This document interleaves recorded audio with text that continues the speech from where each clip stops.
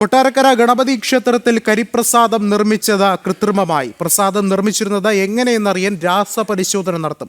വൃത്തിഹീനമായ നിലയിൽ കരിപ്രസാദവും ചന്ദനവും അടക്കം മദ്യക്കുപ്പികൾക്കിടയിൽ കിടക്കുന്നത് ദൃശ്യങ്ങൾ സഹിതം ജനം TV കഴിഞ്ഞ ദിവസം പുറത്തുവിട്ടിരുന്നു. സംഭവത്തിൽ പരാതിയുമായി മനുഷ്യാവകാശ സംഘടനയും രംഗത്ത്. അതേസമയം ക്ഷേത്രത്തിൽ ശുദ്ധീകരണം നടത്തി ഇനി മുതൽ തിടപ്പള്ളിയിലാകും കരിപ്രസാദം ഉണ്ടാക്കുക. കൂടുതൽ വിവരങ്ങളുമായി മനോജ് ചേരുന്നുണ്ട്. മനോജ്, എന്താണ് നിലവിലെ അന്വേഷണം? എങ്ങനെയാണ് പുരോഗമിക്കുന്നത്? വിഷ്ണു, കഴിഞ്ഞ ദിവസമാണ് ക്ഷേത്രത്തിന് സമീപത്തെ ഒരു വീട്ടിൽ നിന്നും ഈ വൃത്തിഹീനമായ നിലയിൽ കരിപ്രസാദമടക്കം കണ്ടെത്തിയത്. ഈ മദ്യക്കുപ്പുകളുടെയൊക്കെ നടുവിലായാണ് ഈ പ്രസാദവും ക്ഷേത്ര സാമഗ്രികളുമൊക്കെ കണ്ടെത്തിയത്. അതിനു പിന്നാലെ ദേവസ്വം വിജിലൻസ് അന്വേഷണം നടത്തുമെന്നുള്ള കാര്യമാണ് അറിയിച്ചിരുന്നത്. അതേസമയം തന്നെ ഇന്ന് നമ്മൾ ഈ ക്ഷേത്രത്തിലേക്ക് എത്തിയപ്പോൾ ക്ഷേത്രത്തിനോട് ചേർന്നുള്ള ഒരു കെട്ടിടം, അതായത് ഈ നമുക്ക് ദൃശ്യങ്ങളിലൂടെ കാണാൻ സാധിക്കും, ഈ ക്ഷേത്രത്തിൻ്റെ മതിലിനോട് ചേർന്ന് ഇവിടെയുള്ള ശാന്തിമാർ താമസിക്കുന്ന ദേവസ്വം ബോർഡിൻ്റെ അധീനതയിലുള്ള തിരുവിതാംകൂർ ദേവസ്വം ബോർഡിൻ്റെ ബോർഡടക്കം നമുക്ക് കാണാം. അത്തരത്തിലുള്ള പരസ്യ ബോർഡ് അടക്കം സ്ഥാപിച്ചിട്ടുള്ള ഈ ശാന്തി മഠത്തിന് മുകളിലാണ് ഇന്ന് കൃത്രിമമായി ഈ കരിപ്രസാദ നിർമ്മാണം നടന്നു വന്നത്. 2 ജീവനക്കാർ അവിടെ ഇരുന്ന് ഈ പ്രസാദം നിർമ്മിക്കുന്നത് നമ്മൾ കാണുന്നു. തുടർന്നാണ് ഇത് റിപ്പോർട്ട് ചെയ്യുന്നത്.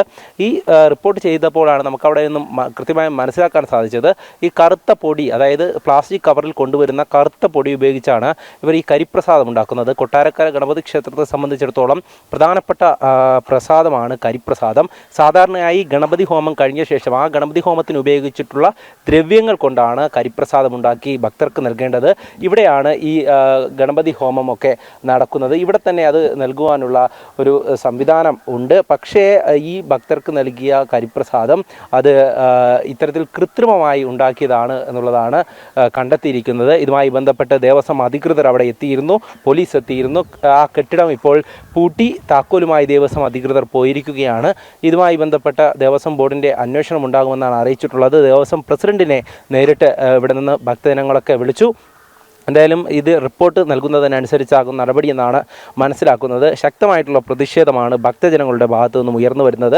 BJP ഹിന്ദു ഐക്യവേദി സംഘടന അടക്കം ഈ പ്രതിഷേധം സംഘടിപ്പിക്കുമെന്ന് അറിയിച്ചിരുന്നു. പോലീസ് ഈ 2 കെട്ടിടങ്ങളും ഇത് സീൽ ചെയ്തുകൊണ്ട് ദേവസ്വത്തിൻ്റെ അന്വേഷണവും ഒപ്പം തന്നെ പോലീസിൻ്റെ ഭാഗത്തു നിന്നുള്ള അന്വേഷണവും ഒക്കെ ഉണ്ടാകുമെന്നാണ് അറിയിച്ചിട്ടുള്ളത്.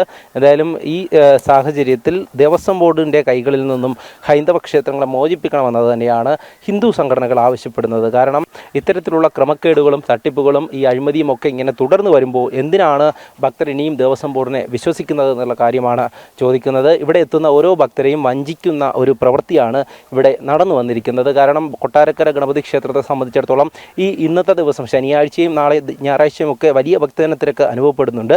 ആ സമയത്താണ് അവർക്ക് നൽകുന്ന കരിപ്രസാദത്തിൽ പോലും ഇങ്ങനെയുള്ള അവരെ ചൂഷണം ചെയ്തുകൊണ്ട് ഭക്തജനങ്ങളെ വഞ്ചിതരാക്കിക്കൊണ്ട് ഇവിടെ പ്രവൃത്തി ചെയ്യുന്നത്. എന്തായാലും ഈ ഒരു സംഭവവുമായി ബന്ധപ്പെട്ട് ശക്തമായിട്ടുള്ള ഭക്തജന പ്രക്ഷോഭം ഉണ്ടാകുമെന്ന് അറിയിച്ചിട്ടുണ്ട്. അതോടൊപ്പം തന്നെ സുതാര്യമായിട്ടുള്ള അന്വേഷണം വേണമെന്ന് കൃത്യമായും ഇവിടെയുള്ള ഭക്തരൊക്കെ ചേർന്നുകൊണ്ട് അറിയിച്ചിട്ടുണ്ട്. ഏതായാലും ഈ സംഭവവുമായി ബന്ധപ്പെട്ട് ഇനി മുതൽ തിടപ്പള്ളിയിലാകും കരിപ്രസാദം നിർമ്മിക്കുക എന്ന് അഡ്മിനിസ്ട്രേറ്റീവ് ഓഫീസർ ഇന്നിവിടെ എത്തി നമ്മളോട് പ്രതികരിച്ചിരുന്നു. എന്തായാലും കഴിഞ്ഞ ദിവസവും ജനം TV ദൃശ്യങ്ങൾ സഹിതം ഈ വാർത്ത പുറത്തുവിട്ടിരുന്നു. ഇന്നും ഈ സമയത്ത് തന്നെ ദൃശ്യങ്ങൾ സഹിതം പുറത്തുവിടുകയാണ്. ശരി, മനോജാണ് വിശദമായ വിവരങ്ങൾ നൽകിയത്.